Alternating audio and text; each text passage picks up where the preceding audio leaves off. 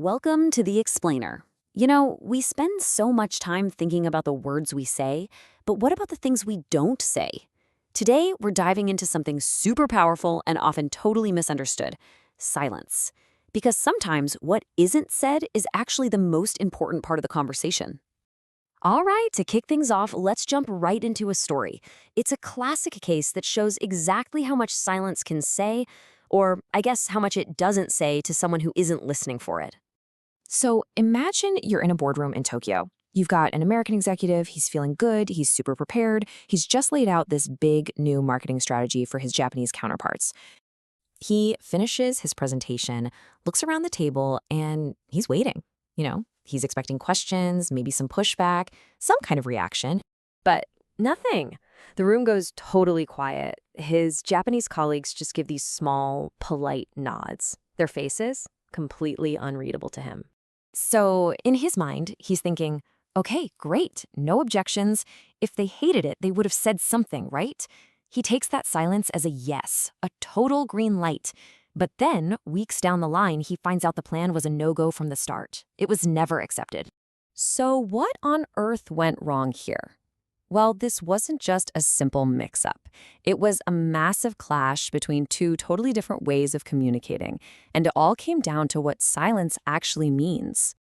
Okay, to really get what happened back there in that boardroom, we've got to dig into how different cultures can look at the exact same thing, a room without any talking, and see two completely different messages.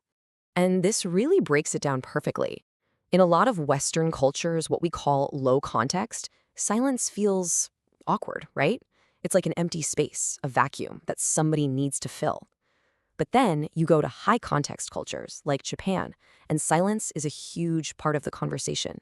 It's not empty at all, it's full of meaning. And that right there is the key to the whole misunderstanding.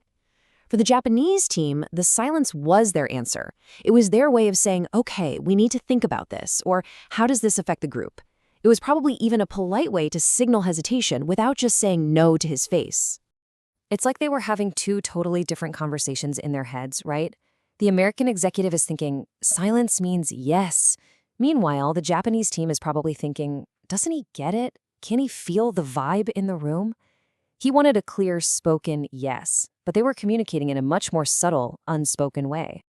And you know what? This confusion isn't just about silence. It actually goes deeper, right into the nuts and bolts of how we ask and answer even the simplest questions.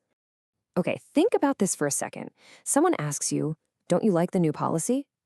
Seems easy enough to answer, right?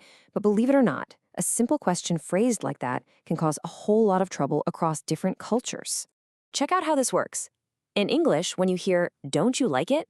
Your answer is about the policy. So you say no, as in, no, I don't like it. Simple. But in Japanese, the answer is about agreeing with a question. So they would say yes, as in, yes, you are correct, I don't like it. How wild is that? Yes and no can literally mean the exact same thing. I don't like the policy. Okay, so knowing all this, how do we stop this from happening? How do we actually bridge that gap and get from total confusion to real, actual clarity? Well, it all comes down to something called cultural intelligence. And this is so important. It's not just about learning the vocabulary or the grammar. It's about understanding the culture behind the words, and yeah, behind the silences too. Real communication is so much more than just a dictionary. And here's a really practical tip, something you can start doing right away. Stop asking questions that trap people into a simple yes or no, especially those tricky negative questions. Instead, try asking open-ended questions, like, what are your thoughts on this? That invites a real conversation, not just a one-word answer.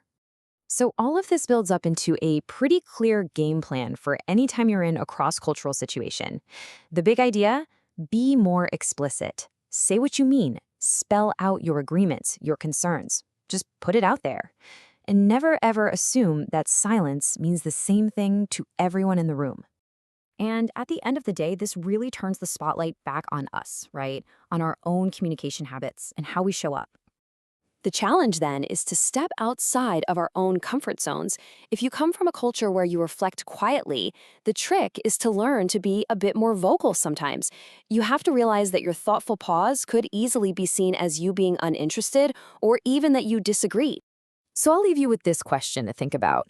Will you let your silence be misconstrued as just disinterest, or are you willing to embrace the directness it takes to truly, genuinely connect with someone? It's all about moving past assumptions and building a real bridge to understanding.